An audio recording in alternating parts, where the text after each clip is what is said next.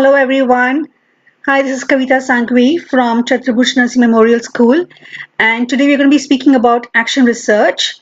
So before I go ahead, can you quickly type on your on the comments whether you can hear me and see me properly? And also, what would you want to know more about action research before I begin, so I can answer all your questions while I'm going ahead?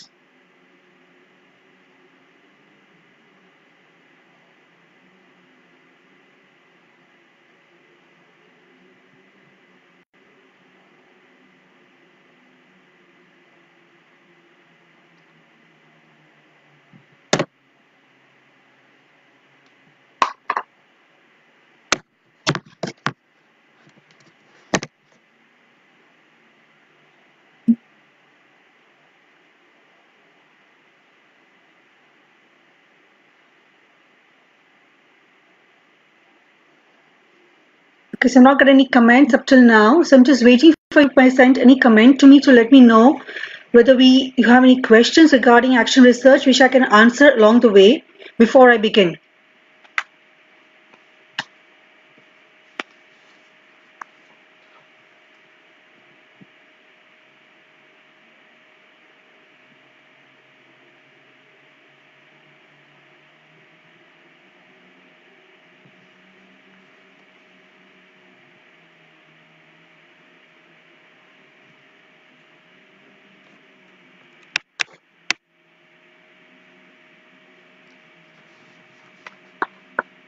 I hope I'm audible to everybody, and if you have any difficulties hearing me, please let me know.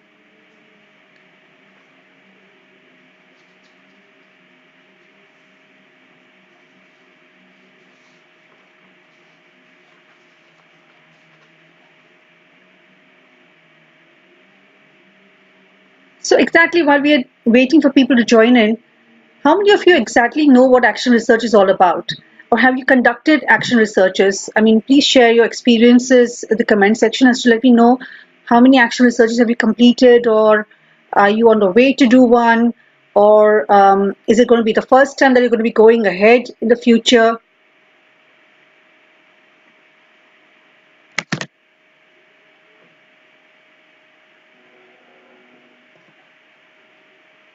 Great. So I think I can see the comment section. Thanks so much.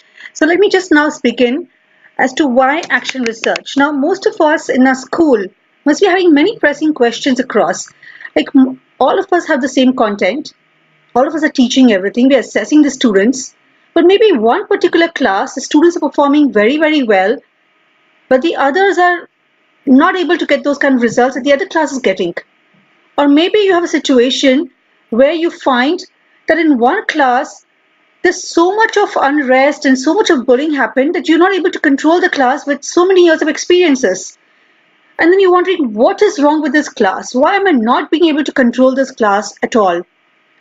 So these pressing questions might be coming to you. Like in between, I had a very pressing question on my mind. The thing is that I normally was finding that students don't wish the teachers, not easily. We have to sometimes remind them that they need to wish the teachers. So what is the concern? What is the reason behind it? So there has to be a very pressing question for you, a pressing need for you to do an action research. But this, once you know this, you do this action research, you have your answers. Otherwise, a whole year you're just going ahead doing the same normal things. So I had a need, and that is why I came up with an action research. Now, in action research, the first step that it is first of all, identify the problem. So I had a problem in the sense that I found the students were not wishing the teachers very easily. Maybe one felt that there was too much bullying happening in the class. One felt that maybe what is the teacher in the other class doing that the students are performing so well in the particular subject but not happening in my class. So what is it? Now, after you do that, you have to now find out how are you going to go about it? What are you going to do to get this particular answer? So you will now have to redefine your problem. You'll have to create a hypothesis. Now, a hypothesis can be of two types.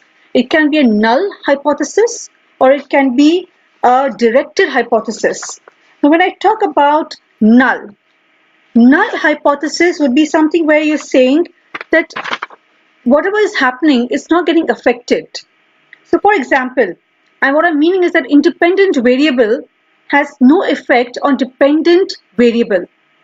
Now, what is a dependent? What is the independent? Now, everybody, all teachers will go to respective classes to teach. So let's take an example. You have two classes, okay, division A, division B. So in both the classes, there are two different teachers going and teaching, and the students are having an assessment. So dependent variable we see be your academic score. Independent variable will be one teacher is teaching through, say, experiential based learning, and the other teacher is teaching through a different, say, the normal routine teaching way. So the independent variable is your teaching style. So this would be independent variable, and dependent would be the academic scores. The experimental hypothesis would say that it is actually that the independent variable has an effect on the dependent variable. Now, how would I phrase this? In the hypothesis, I would say experiential based learning will have no effect on children's academic scores. In null. In experiential, I'll say the experiential based learning will have an effect on children's academic score. So I have null, which is there's no effect, and experimental is saying it is having an effect. Now when it says experimental, it's having an effect. It can be bidirectional, that means it could be having a positive effect or it could be having a negative effect. So I will have to give it a one directional effect. So I will say that experiential learning will have a positive effect on my children's academic score. So therefore I made it now one directional. Now minute I put it as a hypothesis, now I have to start working towards it. So I have to go in and now do a data collection. To do a data collection now, I need to first of all have a research design. A research design is, do I want to have a control group and an intervention group? Now control group is what? Is that I take the A and B division again. In A division, I'm teaching in a regular way. B division, I'm teaching as per experiential based learning. So I'm doing an intervention. I'm doing something different from what I'm doing from A. So A is the control group and B is the intervention. Now I can have a post test. That means after I finish teaching A, say a chapter called reflection. So after I finish reflection and I do the control group, I take a test. I do intervention group, I take a post test and then I compare the results. Or I can do a pre-test in both the sections, then I teach as per I have to, and then I will take a test. So I can do a pre and a post test. So I have to first be clear with my research design. What kind of design am I going to do? Also, what kind of data collection am I going to do?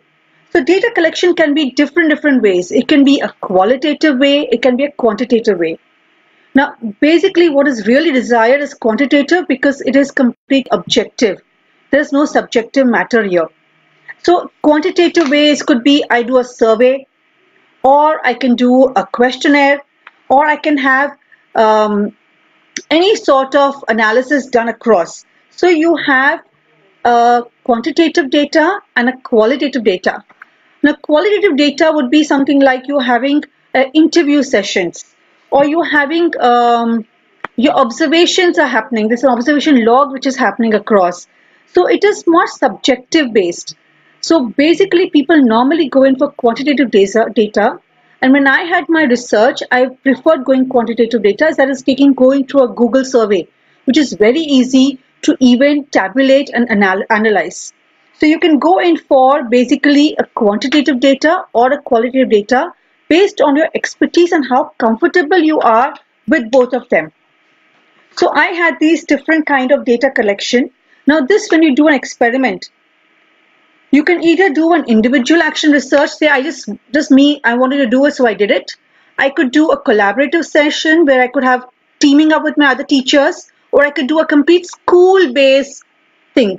Now it's something pertaining to the entire school. For example, if you feel the entire English scores of the entire school is weak, then it could be a school-based thing. If it is just a particular bullying case happening in my particular class, then do individual. If it's something a team teaching or a different kind of teaching all of you have studied, then do a collaborative action research. So what you have is, first of all, you have now you had a problem, you defined the problem, you found the tools of conducting the research, maybe a survey, maybe whatever it is, and then afterwards, you have collected your data through whatever tools you've used. Now after that, you are then going to analyze your data. Now when you analyze this data, if it is quantitative based, it is very easy because then you're going to use your statistical tools, that is mean, median, standard deviation, and you're going to get your answer. If it is qualitative data, then you need to analyze like a case study or an interview, then you need to analyze much more. After you get your data, then you're going to be reporting the data. So for example, when I did my the entire research on, say, students not wishing the teachers very often, I had done a survey of a community. So I wanted to understand how the entire community works as per wishing people, not wishing people, how important is this connections important to people. And I had done a Google survey form, so I had all the responses and I had my data, I had my tables. So it was very easy for me to find out the percentage wise, the pie graphs were given to me. So I was able to analyze the data, report the data also. And once I got my data, I got the report on the data, then it's easier for me to take the particular tools. When this is the situation, this is the problem. The problem is that people also are not wishing across. The students are not seeing other people wishing, and that is why they are not able to make it a part of their life. So this is what my research had told me recently. There are so many other action researches done. The particular one research on MOOC which I had done, in which I realized that basically MOOCs are not hitting off because teachers were not aware of MOOCs, what MOOCs were all about. So if they become aware of what MOOCs are about, then maybe they'll go on and do more MOOCs. So once you know the data and the reasons, then you can further take some action. And after you take some action, you have to evaluate and reflect. Has this action worked? Is this going to give me what I want to do? So you have an entire action research that is, first of all, what is the problem that you have in your class? How do you want to tackle it? Do you want to make it individual? You want to make it collaborative? You need to make it school-based? Then is it going to be interdependent or within the group? Are you going to do only a post-test? Are you going to do a pre-test? Are you going to do, is it something with the community? Is it going to be something with just teachers? What is going to be a variable? What is the independent variable? What is the dependent variable? And then after that, you're going to collect data. And once you have the data, then you will scrutinize and analyze your data. Once you analyze the data, then you know that you have to then report the results. And you have to then find out your hypothesis. Did your hypothesis, was it null? I mean, for example, if you say that if you have a bullying case in the class and you have a null hypothesis which says that the bullying is independent of the gender. And when you did the research and then you got the data and you felt that the bullying is happening more among the boys than the girls, then is it still independent of the gender?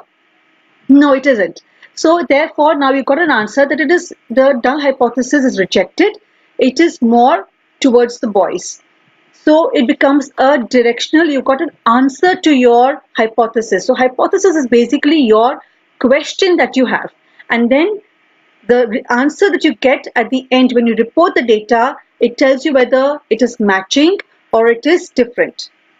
And after you get the data, then you do it in action. You find out what is it I can do about it.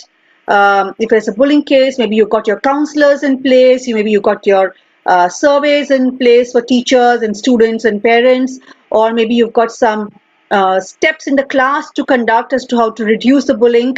And then afterwards, you check again another few months down the line, has the bullying reduced or is it still persistent? So this entire cycle is very, very important for your action research. And let me tell you, teachers, when you do action research, you actually get answers. And it has personally helped me immensely with all the questions that I've had. because every class is unique. Every section, every teaching style is unique. And if you want to bring in a new teaching style, you need to do an action research.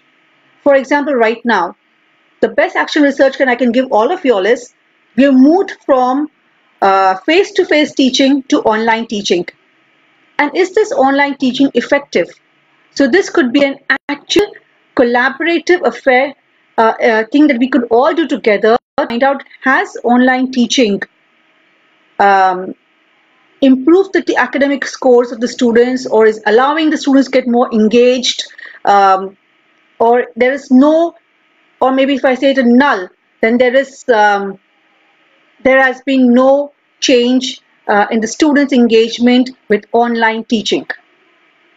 See, I've given you a null hypothesis, and now you can start working towards it and give us the answer as to how it, particularly whether it works or it does not work. So, any questions for any research that I could answer you? Yes, let me just check.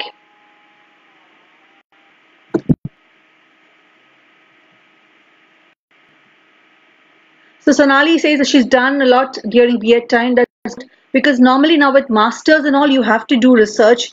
It has become more theoretical and research.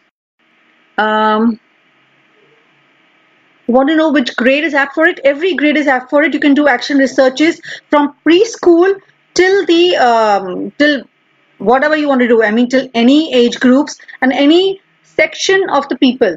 Like when I did the MOOCs, I did educators. When I did for connections, I did with all the people across the community. So you can do across anybody, everywhere. You just need to have a problem.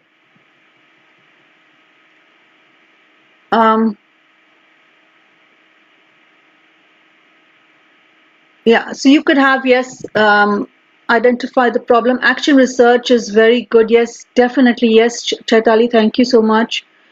Yes, you can do definitely on the performance of the students, but the performance of students becomes dependent variable, Subbu. You need to have an independent variable as to what is affecting the performance of the students. So do you have some different strategy? Do you have a teaching style? Do you have anything new that has come up? I spoke to you right now about the online teaching. Yes, collaborative. Yes, we can put to do that, Jaya, as to whether if we can all get together and work, whether online teaching does have an effect of engaging students. Okay, how is this helpful in pre-primary school? So in primary school also counts, it works very well. For example, say in let's take some concerns. Maybe in one class you have students who are not responding very well to the teaching, and then when you do an action research and you find out and you realize maybe the parents have been first generation parents, first time working with English, or maybe the parents do not have time for the students. So you can do this even in preschool also with a lot of other things. Online, yes, it does, definitely. It does. It does. Online teaching does benefit students who don't go for 200%, because the matter never goes away. It's always going to be approachable for everybody every now and then. Could you share a paper you created after action research you have conducted, and the most impactful action research done by you so far? So Praveena, I had done an action research about a year back with Ramratna International School, and I think Jaya is still online. So I had done a research of whether I wanted to connect teachers to industry, and I wanted to check whether teachers connected to industry, does their teaching have a better impact on the students' academic results? And we had done the between participants. So the results were very, very good, because the teachers had got mentored by industry experts. And for example, one teacher was teaching eye, and then topic eye, and then she got connected to a surgeon who taught her more about how the eye works. and then she actually saw a real life eye operation happening. And then afterwards, when she went back to class to teach, and I observed all those lessons, the kind of examples that she used was so engaging and so interactive that the students had lots of other questions. And these examples were not part of the textbook. So the students' engagement was much more, the curiosity was much more. So yes, this is one action research which I would say that I was very, very thankful to the principal for giving me the permission to enter and do this with her teachers. And another research which I recently conducted was, I said, connections, where I found that as a community ourselves, only 11% of the entire community said that they got time for themselves. Only 23% of the community said that it is important to exhibit good manners and good behavior. So when you have this kind of results of only 23% or 11% getting time for themselves, then when they don't get time for themselves, how are they going to get time to give, share that valuable times, inputs with their children? So yes, some of the action research that I've done have been really fantastic. Thank you. And yes, I would definitely make it available.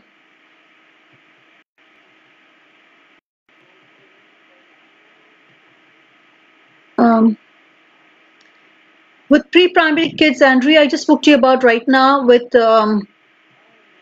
maybe pre-primary kids also, like normally what you have is, recently we started with coding in our school for pre-primary kids. So we want to see whether coding works well or not, or whether coding is engaging the students or helping them build higher thinking skills. So maybe you can have these kind of thinking, that maybe you introduce something new in your preschool which was not there previously, and then you do an action research. So you've introduced maybe science experiments with your preschool, and then you want to see whether the students have enjoyed it or not enjoyed it. That is something you can do.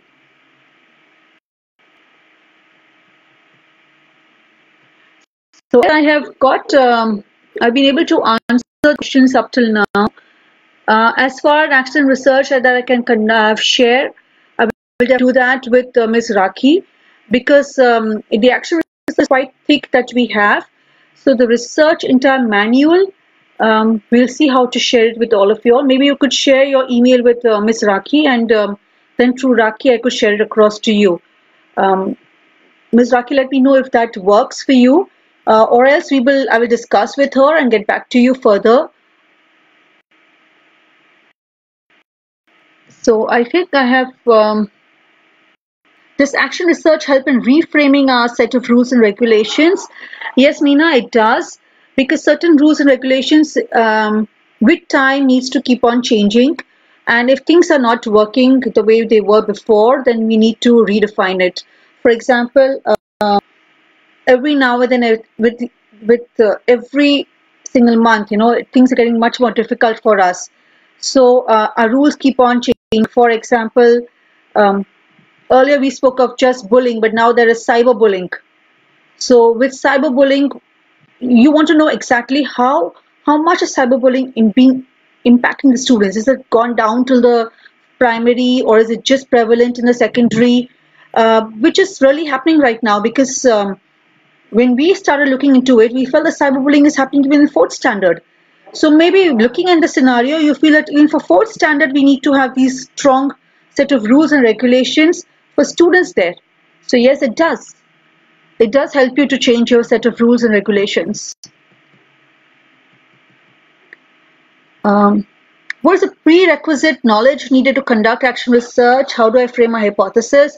So the prerequisite, basically, there's a lot of studying material out there. I personally have been using this textbook for my own thing. I mean, lots of researches and books are there, but yes, you need to have some few good books for understanding how to frame a hypothesis. So I've been using this teacher-led research. This book has been really helpful for me because it guides me exactly how I can go ahead. So find some textbooks which can help you go ahead with the research. There are a lot of mentors. I was very fortunate that I have had a chance to be with very good teachers like Seema Sheikh ma'am and Sangeeta Gole, who've been really guiding me well. And if you find some people who can guide you to write the hypothesis, well and good. Otherwise, it's not a difficult task. We can take it further later on.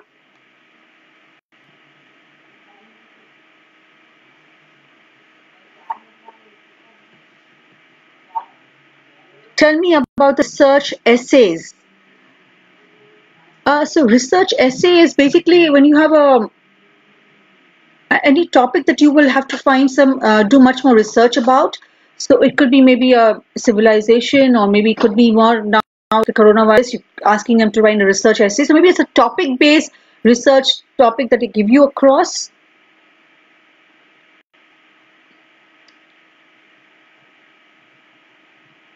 Um, yeah, research definitely, Ms. Chair, could be about effectiveness of teaching strategy. Yes, definitely constructivism a lot.